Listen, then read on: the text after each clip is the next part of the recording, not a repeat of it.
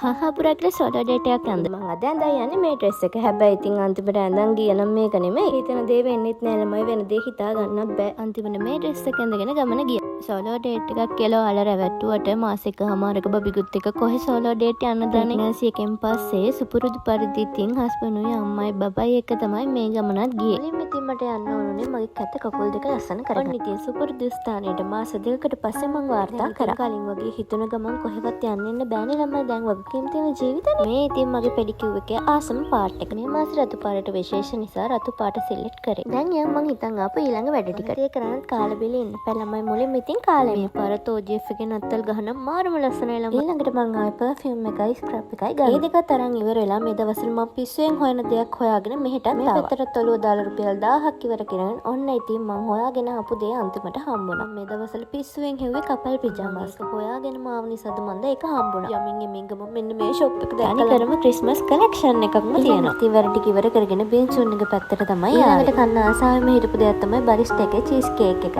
ඉතින් අනේ ඒකේ පීසස් එවුත් කරගෙන රාත්‍රී ආහාර වේලත් අරගෙන දැන් ඉතින් සුපුරුදු පරිදි දවස් ඉවර කරන්න තමයි යන්නේ.